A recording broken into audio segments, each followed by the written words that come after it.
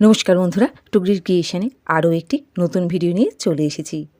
চিংড়ি মাছ দিয়ে পটলের রসা কিভাবে বানাবো, কী কী দেবো সব দেখিয়েও দেবো, বলেও দেবো। স্কিপ না করে পুরো ভিডিওটি দেখবেন, আশা করি ভালো লাগবে। প্রথমে আমি এখানে 300 গ্রাম পটল এভাবে ছাড়িয়ে নিয়েছি। মশলার জন্য এখানে ব্যবহার করছি টমেটো, আদা ও গোটা জিরে।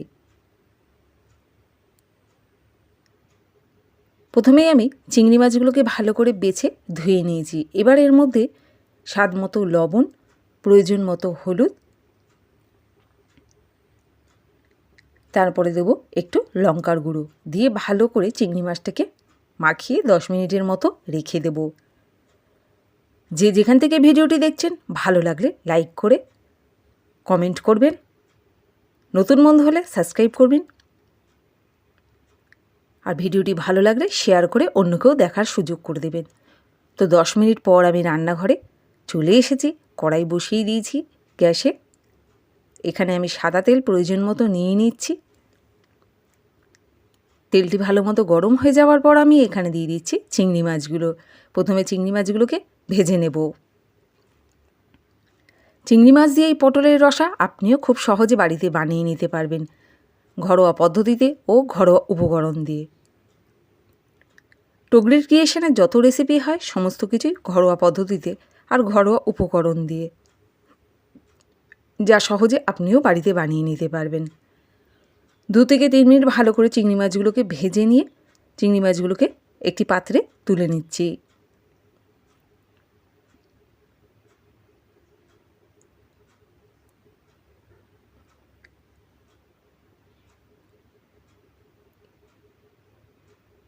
এই চিংড়ি মাছ দিয়ে পটলের রসা বন্ধুরা গরম ভাত বলুন, পরোটা বলুন, রুটি বলুন, যা দিয়ে খাবেন সবেতেই ভালো লাগে। ওই কড়াইতে আমি বাকি রান্নাটুকু করে নেব। তো একটু তেল দিয়ে দিলাম। তেলটি গরম হয়ে যাওয়ার পর আমি এখানে সাদা জিরে, তেজপাতা ও একটি পেঁয়াজ কুচনো দিয়ে দিচ্ছি। দিয়ে দিচ্ছি 2টো কাঁচা লঙ্কা।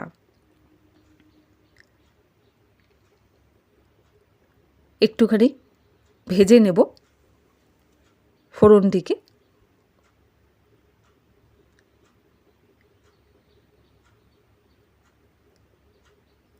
এক মিনিটের মতো একটু ভেজে নেব।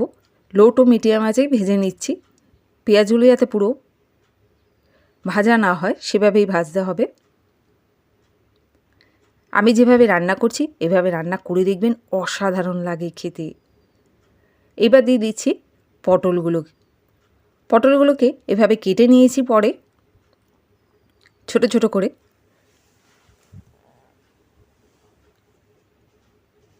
সমস্ত পটলগুলো দিয়ে দিলাম। এবার পটলগুলো পেঁয়াজের যে ফোড়নটি দিয়েছি সেটির সঙ্গে ভালো করে নাড়িয়ে নেব।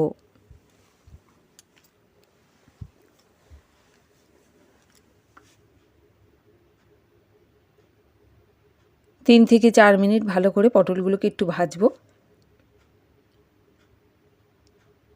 ভালো করে পটলগুলোকে একটু ভেজে নেওয়ার পর এখানে দিয়ে দিচ্ছি প্রয়োজন মতো হলুদ, তারপর দিয়ে দেবো স্বাদ মতো লবণ।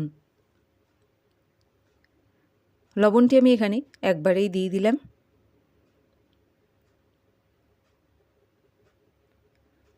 হলুদ ও লবণটি দেওয়ার পর আরও কিছুক্ষণ এভাবে ভেজে নেব।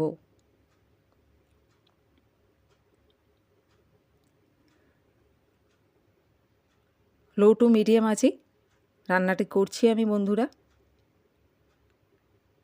তো দেখুন, এবার দিয়ে দিলাম মশলা। আদা, গোটা জিরে ও টমেটো যে মশলাটি বানালাম সেটি পটলের মধ্যে দিয়ে দিলাম। মশলাটিকে এবার ভালো করে কষিয়ে নেব।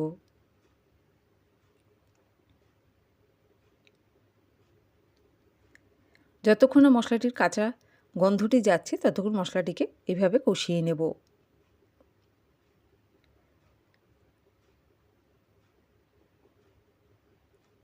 টুকরির ক্রিয়েশনের ছোট ছোট রেসিপিগুলো কেমন হয় কমেন্ট করে জানাবেন বন্ধুরা। নতুন বন্ধু হলে পাশে অবশ্যই থাকবেন। দিয়ে দিচ্ছি এইবারে ধনিয়া গুঁড়ো, এখানে আমি ধনিয়া গুঁড়ো 2 চামচ নিয়ে নিলাম। দিয়ে দেবো লঙ্কার গুঁড়ো, লঙ্কার গুঁড়ো প্রয়োজন মতো নিয়ে নিয়েছি। দিয়ে দিচ্ছি একটু হলুদ,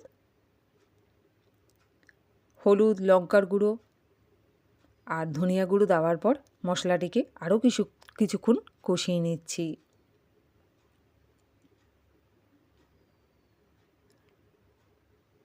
এই পটলের রসা যদি নিরামিষ খেতে চান তাহলে চিংড়ি মাছ ও পেঁয়াজটি বাদ দেবেন।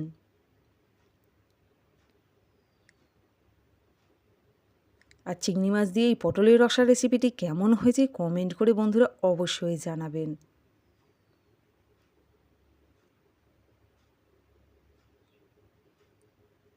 এবার আমি এর মধ্যে অল্প অল্প করে জল দিয়ে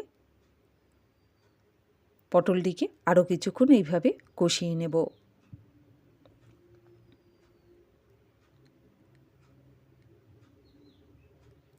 ভালো করে কষানোর পর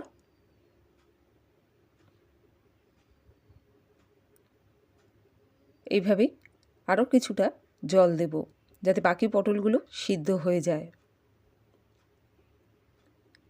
প্রয়োজন মতনই জল নিয়ে নিতে হবে। তো এখানে আমি আরও কিছুটা জল দেব।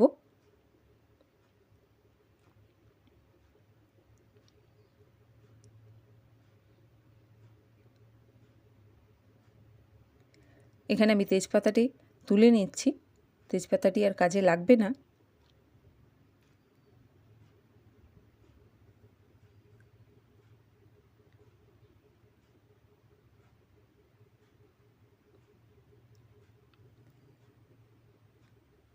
এবার আমি এর মধ্যে চিংড়ি মাছগুলোকে দিয়ে দেব।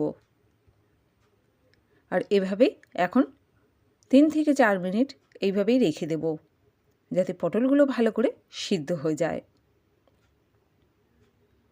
তো দেখুন 3 থেকে 4 মিনিট পর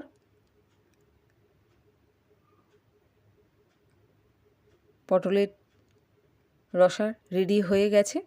পটলগুলো ভালো মতো সিদ্ধ হয়ে গেছে। আমি লো টু মিডিয়াম আঁচে রান্নাটি করেছি, বারবার বললাম। দেখতেই পাচ্ছেন কত সুন্দর হয়েছে। আমি এবার এটা প্লেটে নামিয়ে নিই। বন্ধুরা, আজকের এই চিংড়ি মাছ দিয়ে পটলের রসা কেমন লাগলো কমেন্ট করে জানাবেন। ভালো লাগলে শেয়ার করবেন, লাইক করবেন, সাবস্ক্রাইব করে পাশে থাকবেন।